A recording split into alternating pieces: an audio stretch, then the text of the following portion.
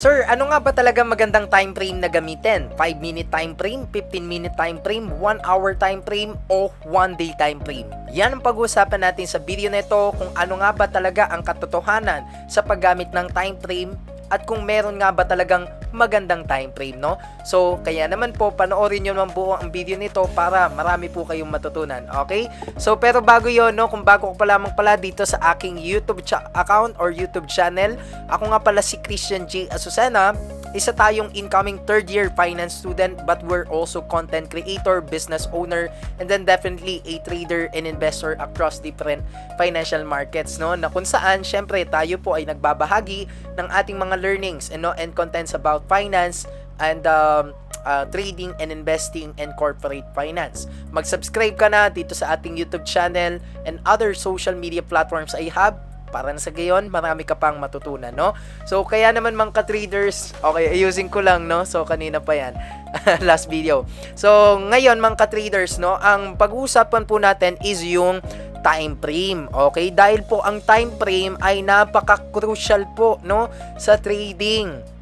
Napaka-crucial po sa technical analysis dahil kung mapapansin nyo po sa lahat naman po, 'di ba, ng mga tinatawag natin na mga financial markets at mga financial instruments, makikita po natin dito na may mga data sila, may mga charting. Kahit tayo po ay magpunta, let's say, no, sa ibang market, no, katulad po ng US stocks, no, equities. So meron din po tayong chart na nakikita, no, pati rin po sa forex. Kung makikita po natin, euro, US dollar, meron din pong chart, no? One thing in common sa pag-a-analyze po, no, ng mga charting, makikita po ninyo na halos, 'di ba, yung data nila magkakaiba sila ng galaw, yes, pero yung chart itself ay almost pare-parehas lang po.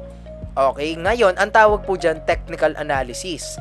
Ngayon, kung babalik tayo dito sa Bitcoin, makikita po natin dito na ang nakakabit po na time frame dito or nakaset up ay makikita natin ay 1 hour time frame. Ano ba ang ibig sabihin ng mga time frame na yan at bakit sila mahalaga, no? Dahil ang time frame po, yan po ang nagdidikta kung ano ang data na ipapakita niya, no, in a particular range, no? So lagyan po natin ng example. Sige po, no? Kung makikita po natin dito, saka may support and resistance tayo, ipapaliwanag natin ano ang importansya ng correlation ng support and resistance and then the time frame itself, no? So kung makikita po natin dito mga ka-traders, okay, sa ating 1 hour time frame, makikita ninyo ang strong ng support and resistance. Dito nagsusupport and then dito may resistance talaga.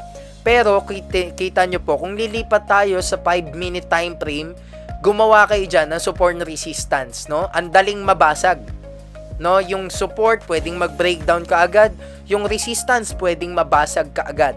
So, ang initial po na support and resistance natin dyan ay pwede po natin ilagay dito, no? Dapat ang support and resistance ay range. So, kung makikita nyo po dito, ito yung support. Let's say, support natin yan, no? Ito yung resistance sa taas. Kung mapapansin po ninyo, ang likot ng presyo. 'Di ba? Ang likot ng presyo dito. Ibig sabihin lang po niyan na ang lower time frames ay mas volatile or mas volatile, ibig sabihin mas risky, mas magalaw ang presyo niya kaysa sa mga higher time frames that has a more stability of price and trends. Okay, base po yan sa technical analysis. Ibig sabihin po nito, kapag ka nag-plot ka ng mga support and resistance and other tools and parameters, no, sa lower time frames, mas madali po siyang kita nyo, nabasag, tumaas, nabasag yung resistance, tapos bumaba ulit dito sa support. So, hindi siya masyadong mapapagkatiwalaan. Ngayon, may mga nagtatanong, sir, bakit meron pa ring mga nag-i-scalp? Bakit meron pa ring mga nag-i-intraday trading, no? May mga gumagamit ng ganyan time frames and even 1-minute time frame, no? Masasabi po natin dyan, syempre, kasi sila ang tawag sa kanila mga speculator, including me, no? Pero yan nga po, medyo binabago natin yung strategy natin kasi yung 5-minute time frame and other lower time frames, no? Yan po talaga ay medyo delikado, no? High risk, high reward actually. So pero kita nyo po, pag tayo ay nasa 1 hour time frame, mapapansin po ninyo na kung magbabago man siya ng trend, no, matagal po ito siguro from April 8 to May na nga, 'di ba? From the resistance area bumaba ng support almost a month, no? At yung from support to resistance, no, parang ganun din, isang buwan din, 20 to 30 days. So ano pong ibig sabihin nito? Kumbaga, maghihintay ka dyan ng kaunti, no? At iba-iba rin yung perspective eh. Karami namang gumagamit ng 1 hour time frame yung mga day traders, no? Pero kapag ka 5-minute time frame, 3-minute time frame, yan po ay mga scalpers, no? Ibig sabihin po nito yung mga intraday trader talaga yan na tutok na tutok sa chart. So, sino po ang mas prone sa kanila sa risk? Syempre, yung mga mabibilis ang nagte-trade kasi parang purely speculation lang yun eh, or haka-haka, hula-hula, no? Pero kapag tayo ay may tinitignan talagang basihan, no, na hindi naman super risky katulad ng ganito, somehow makikita nyo kapag ka sa 1 hour time frame and higher time frames, mas mahaba po ang duration pero mas safe naman nating masasabi yung kanilang mga basihan katulad po sa MA. 'Di ba po, kapag tayo gumamit ng MA sa 5-minute time frame, totoo naman gumagana ang kanyang signal. Pero anong indication nun? Kapag ka ikaw gumamit ng mga indicators, no, sa lower time frames, ibig sabihin lang po niyan, mas mabilis yung signal na magpapakita at mas mabilis yung signal na mawawala. Okay, ibig sabihin kapag sa 5-minute time frame, yung MA, no, nag-cross na doon sa price action, ibig sabihin dapat bumili ka na agad. Syempre with the confirmation. Pero ibig sabihin po nun, halimbawang good to buy, hindi buong araw good to buy. Kasi yung MA nag-iiba-iba yun eh, base sa average, no, ng price action.